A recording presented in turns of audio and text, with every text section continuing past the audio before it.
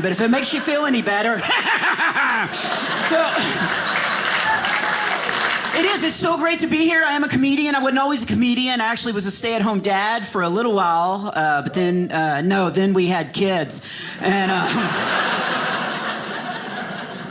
had to get out of there. And, it is an honor to be here at Dry Bar Comedy. I was a little nervous that the show wouldn't go well because I had requested to have a bunch of creepy dolls behind me the whole time, and I thought they'd forget. What in the world? But it's so great. I love doing comedy. I've been doing this for many years. A lot of people want to know what the worst part is. And honestly, this is the best part. It's flying. And the worst part is my last name really is Smiley, which is a great last name for a comedian. It's the worst last name if you have to fly all the time. Because every TSA guy, it even happened this morning, they look at my ID and go, "Oh, Smiley, how come you're not smiling? You got a last name Smiley. You ought to smile all the time. We're going to call you Mr. Frowny, Mr. Smiley. Let's see that smile." And all I can think of is, man, I'm so close to your gun. But I have to smile, because one time I didn't. One time I was overtired. I'd been on this tour. I do a lot of Christian events, churches, so I was on this Christian tour called Festival con Dios with 11 Christian bands, Christian wrote. Everything was Christian. Even our bathrooms, we had 1st, 2nd, and 3rd John.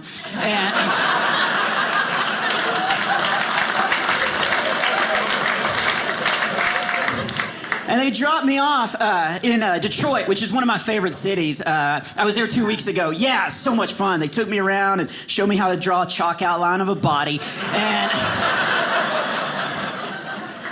But that morning they dropped me off. It was like 4 a.m. and I was like, I just wanted to get on the plane. And in fact, the whole tour started bad because I went, this isn't even part of my act, but I went to the library to get a book because I'm a big reader, and I got kicked out of the library. And the lady actually followed me out. She was like, "You can't yell in the middle of the library." And I was like, "Then don't put pop-up books in the library." Kind of bait and switch. I was like, "Oh, Daniel in the Lion's Den." Like, so the whole flight, it was actually, I almost got into it this morning. I almost didn't get up, because I got on the flight and I was tired because I had to leave at 5 this morning. And I got on the plane, there's like a 3-foot male flight attendant who was like, fresh out of the Shire. And no, he was an angry hobbit. Because all I wanted to do was sleep to get ready for the show, and I walked on and I grabbed a pillow out of first class, and he immediately grabbed it back. He was like, "These are for first class passengers, you're in coach." And I was gonna argue, but he'd already put the ring on and disappeared. And it was so awkward because I was sitting in bulkhead, which is like the first of like coach and stuff. And so he was making I don't know if you guys fly a lot, but he's making his announcements and he's staring right at me. He's like, "Can everybody's attention, please? We represent the lollipop gather." No, he didn't do that. I really wanted him to do that, but no. I'm actually kind of glad he stared at me, though, because I've been flying for years. I've never listened to the announcements, and there's 2 announcements I can't believe they haven't changed. One, sorry, I'd never heard this before. In the event of a water crash landing, you can use your seat cushion as a flotation device. Okay, guys, think it through. If I'm ever in a really, really scary crash, the seat cushion I was just sitting on.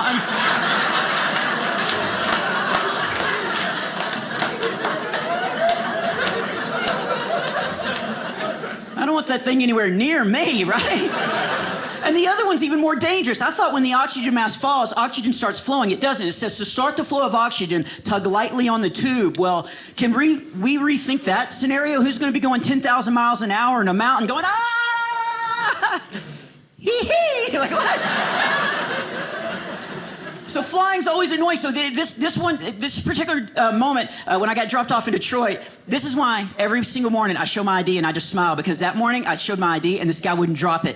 He just kept looking at it and going, "Smiley, you're not even smiling in the picture. Is your last name really Smiley? Why aren't you smiling?" And he just kept saying, "Why aren't you smiling?" And I snapped. And this is why I always get nervous when I fly, because that morning I was like, you know what? I'll tell you why I'm not smiling. It's 4 a.m. And ever since 9/11, I got to be at the airport 2 hours early in order to get groped before enjoying all my freedom. I also have to take my shoes off thanks to the shoe bomber. Don't get me wrong, I'm glad he picked shoes and not a shirt because I don't have the abs to pull that off. I'm also going to be delayed because I'm standing in front of the world's largest redneck who has a belt buckle big enough to serve tea on, but he can't figure out what's setting off the metal detectors. And that doesn't even matter because we both know I'm not going to fly today because you're looking at my ticket, you see it says American Airlines. So we both know I'm going to be delayed, I'm going to be canceled, I'm going to get rebooked back here tomorrow. I get to try it all over again. But if it makes you feel any better,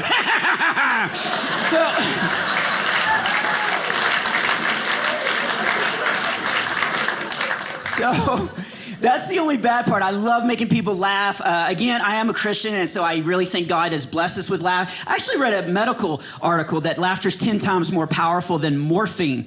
Okay? I'm not trying to preach at you. I just came to make you laugh. But how cool is that God gave us, I mean, don't get me wrong. I'm glad God still made morphine.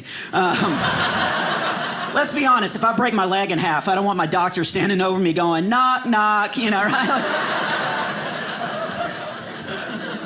But I love doing comedy, but my favorite job is, I'm a dad. I've got 5 boys, so yeah, if you are a prayer warrior, please, yeah. Yeah, it is a blessing. I don't know, it is.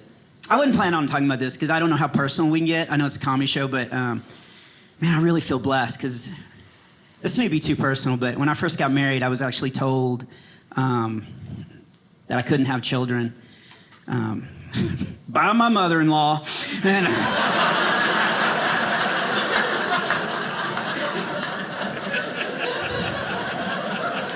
she thought she was in charge because we were living with her. And so please buy my DVDs. We're almost out.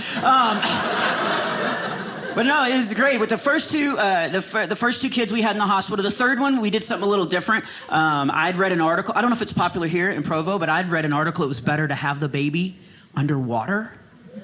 Yeah, we did that. And don't do that. Turns out not everyone at that YMCA had read that article.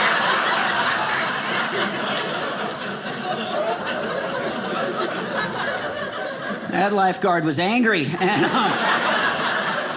doctor couldn't concentrate. He was like, push, what? Well, swim around. And but he was born healthy, and I named him Xander. Some kid's initials, I named him Xander. I want to name him Bob after me, Plus, come on, the way he was born. So... That's the crazy. Being a dad, I wasn't even prepared. When we had our first kid, in fact, the first dad job I had was I was supposed to call the hospital and tell them we were coming, and I got so nervous. I was like, we're about to have a baby, about to have a baby. I didn't even know what I was saying. They were like, calm down, is this her first baby? And I was like, no, this is her husband.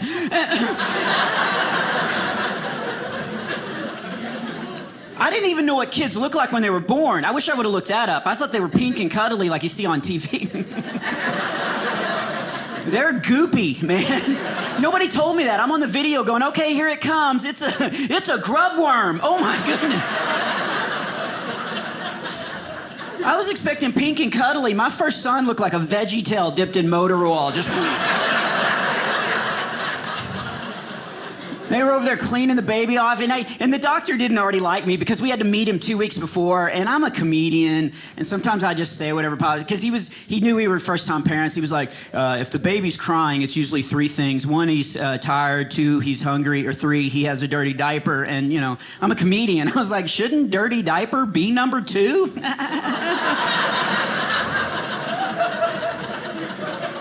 He didn't even laugh. He just turned to my wife and gave her a pamphlet on single parenting. And the nurse didn't like me either because when we had our baby, they were over there cleaning him off, and then she turned to me and she handed me this thing. She goes, babies can't blow their nose. And so I was like, okay. And she handed me this, this turkey baster bulb thing. I didn't even know what it was. I was like, what is this? And she goes, oh, you put this in your son's nose and you go like that. And I was like, yeah, then what happens? His head caves in? I don't think so. But the funny thing is, she told me to clean it out. She was like, don't forget to clean it out. I was like, who would forget to clean it out? Seriously, I have one that's been through 5 kids now. It is now the most dangerous gun in my house. Like, seriously, in fact, if a burglar ever breaks in, like, forget about my pistol. I'm grabbing the booger ball. How cool would that be to walk down the stairs going, you picked the wrong house, buddy. So I love being a dad. It's my favorite job. That's the question I get is, are your kids funny? And all my kids are funny, but Xander, my middle one, is the funniest kid. I was actually backstage trying to think of some examples. This summer, I took him to, I should have planned this out, not Philadelphia, the other one. Florida. I knew it was a state that started with an F.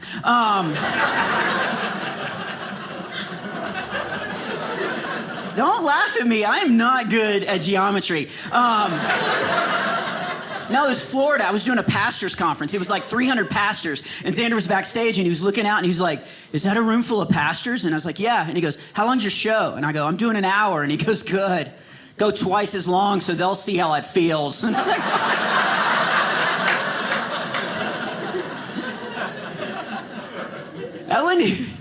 I should ask if I could tell this, because I never want to offend anybody. I always want my shows to be totally clean, but the funniest thing I've ever heard came out of his mouth. He came downstairs one day, and we sponsor kids through some child sponsorship programs. We've been to third world countries, and we've seen starving kids. And he came down, and he was like, I'm starving. And I saw a teaching moment as a dad, and I was like, Xander, you're not starving. You had breakfast 3 hours ago. You're just hungry. And he looked at me, and he goes, fine.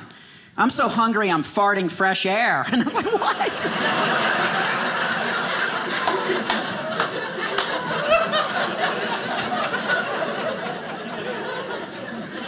How do you argue? That's pretty hungry, right? Like,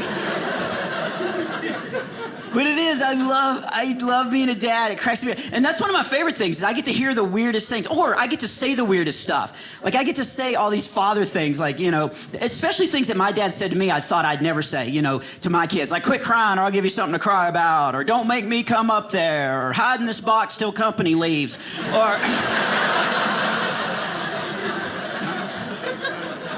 That may be a Texas thing. Or do you find yourself saying the weirdest sentences that should never... I've actually had to say, don't lick the dog. That one kind of makes sense. We have a chocolate lab. The weirdest, and again, I don't want to offend anybody, but the weirdest statement I ever had to say, I had to say to my oldest son one time, nope, chicken pot pie does not have pot in it. I'm glad you guys are laughing, because I was in Colorado 2 weeks ago, and a guy down front goes, ours does! And like...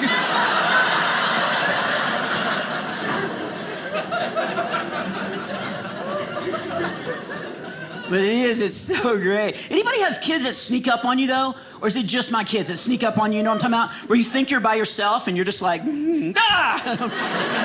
How did you? Thought I was in the stall by myself, right?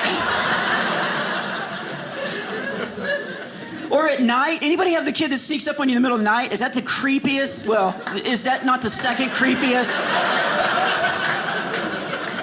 That skeleton has dirty feet on his bottom. He has been walking around. That is the creepiest. Okay, so... What was I talking about? Oh, about my kid sneaking up. Medication's working. So... But no, my middle one, Xander, thinks it's hilarious. Like 2 a.m., I don't even know why, I'll just open my eyes. Just he'll be boom, right there. And he never says anything, he just stands there. Like at any minute, he's gonna be like, wah! He doesn't say anything, he just stands there for like 10 minutes, just holding the kitchen knife. And... You guys know that's a joke. I'm from Texas. It's a gun.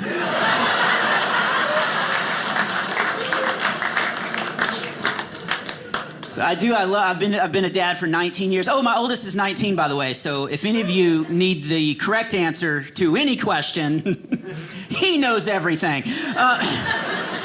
Anybody have one of those? That's the most annoying. And not only does he think he knows everything, he wants to be the one talking the entire time. Everybody else be quiet and hang on every word I say. I'm like, where do you get that?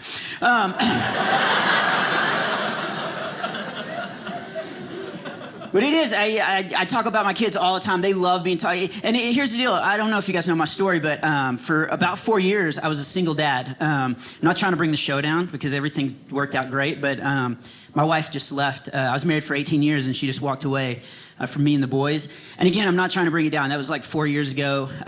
It's weird looking at all the women thinking the same thing. Like, what? She picked somebody else over this? And like,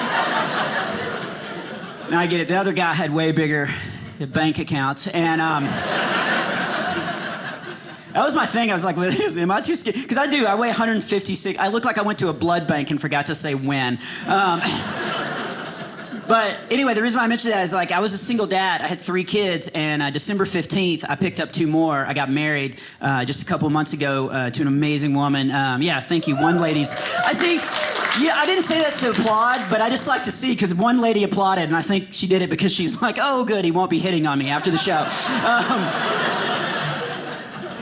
But it is, and I don't even mind talking about her leaving because it actually opened up the doors because it was a great testimony of how God can still use you even in brokenness. This is a weird deal, but I got a call out of the blue about a month later after she left to go perform at a prison about 20 miles north of my house, and I would have never done that. But they were like, hey, we know you've been through some stuff. Will you come encourage them? And I'll be honest, I was nervous as I can be because when you do a prison, it's scary. Like, you can only bring your ID and 1 key, and I picked my sharpest key.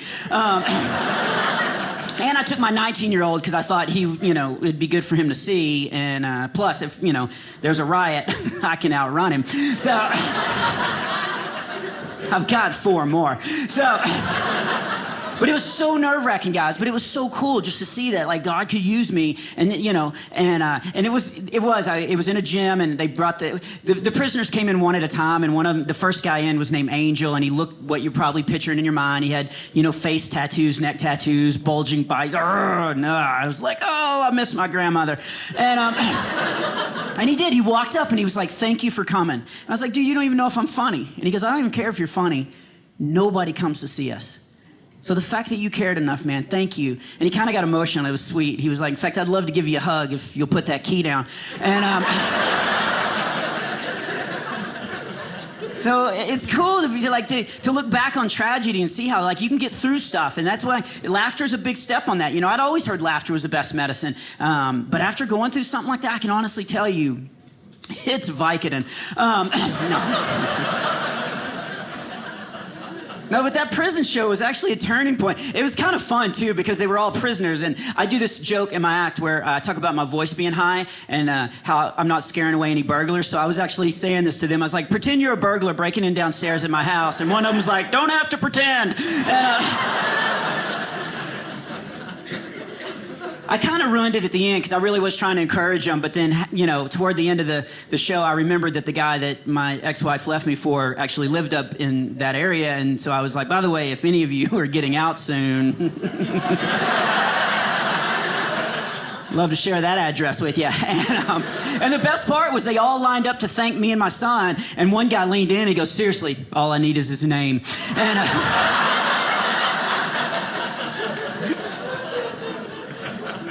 So I gave it to him.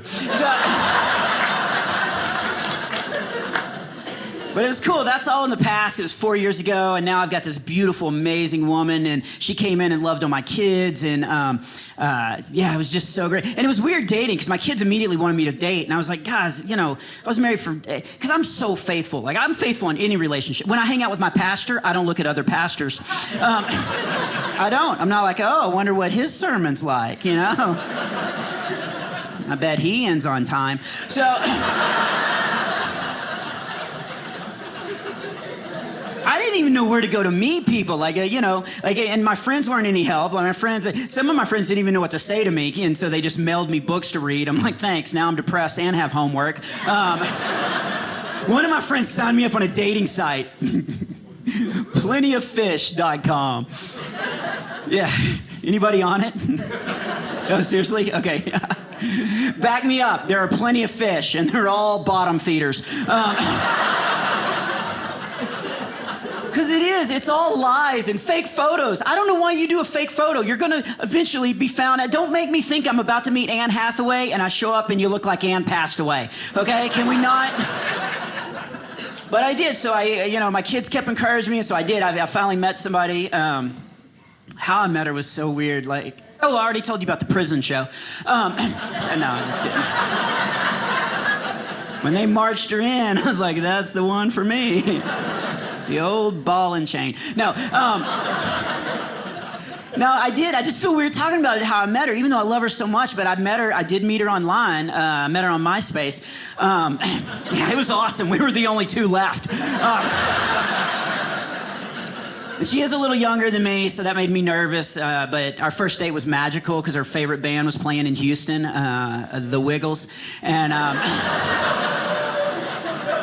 it was such a good date. I wanted it to go on forever, but it was a school night. And so she's just such a great, just loves the Lord, loves like my kids, like I said. This is how much I love her. This is when I realized I loved her. She asked me, and this isn't gonna mean anything to you women, but she asked me to go under a purse and get something, and I did it. I did it without hesitation. See, women, you're looking at me like, what's the big deal? We're scared to death to go in the purse. We don't know what's in there. We don't know what we're gonna accidentally touch, what we might break. There may be a small dog in there. We don't know.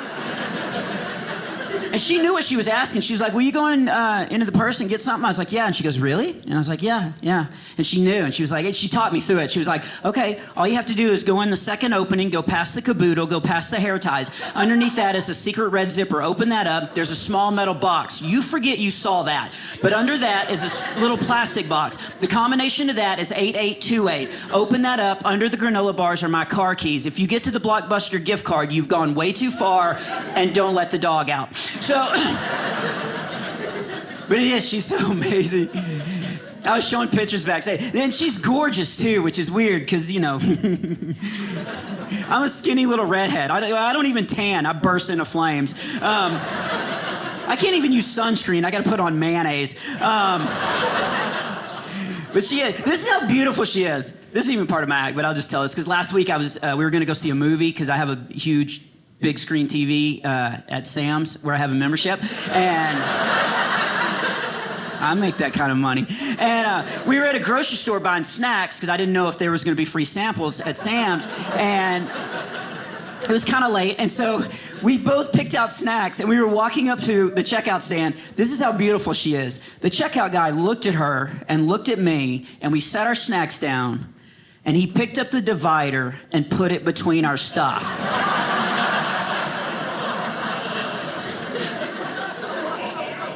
Let's recap what went on there, shall we? He basically looked at me, looked at her, and went like, there's no way. And then I had a dilemma because, I wanted to tell him that, he shouldn't act like that, but I kind of wanted her to pay for her snacks.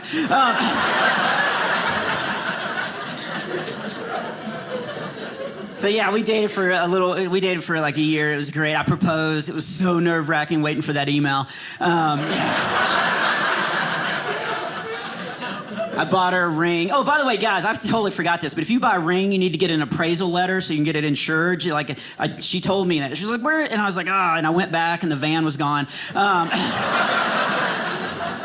So it is. So I just, I didn't come to preach at you, but man, I love, if you're going through bad times, just know, man, just keep your head down, just keep focused and things will get better. And it really has. And again, I'm not trying to preach at you, but I grew up a Christian and the Bible really helped me and my boys, My grandmother kind of taught me that when I was young. She pulled me aside when I was little. She's like, read the Bible when you're young. It makes me mad that young kids never read the Bible and elderly people are reading it like crazy because, it's like they're trying to cram for a final. And, it is. My grandmother was the best. I do a lot of shows for churches, youth groups, and I'm always telling kids, hang out with your grandparents. And they're always like, I don't want to talk to them. Their mind is going. They say weird stuff. I'm like, dude, that's the best time to talk to them. Right? It's like channel surfing. You never know what's on, right? My grandmother would say the weirdest. She bought a motorhome one time when I was in college. She wanted me to drive her to California. And so we were driving in this big motorhome, this big Winnebago, and this cop pulled us over. And the cop comes up and knocks on the side of the door. And my grandmother was like, shh, pretend we're not home.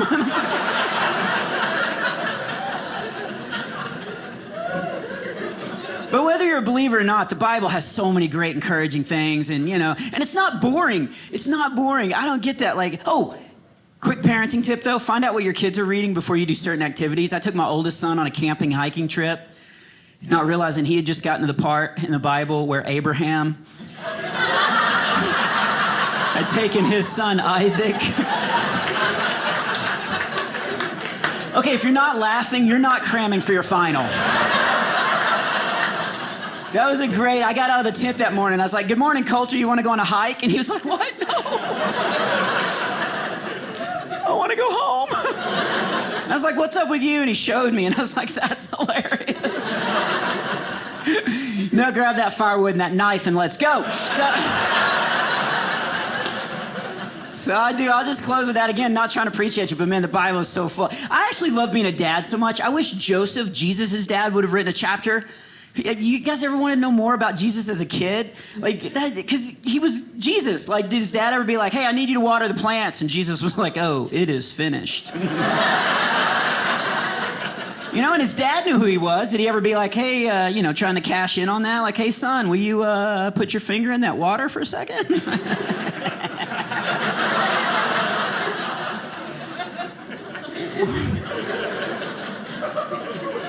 There are way more Catholics over here than there are over here.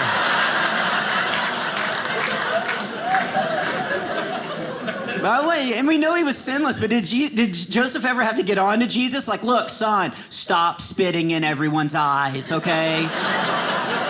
When you go to school, you don't have to keep sharing your lunch with everyone, you know? Like, what are you doing? Leave that chicken alone. That is our dinner. It needs to stay dead.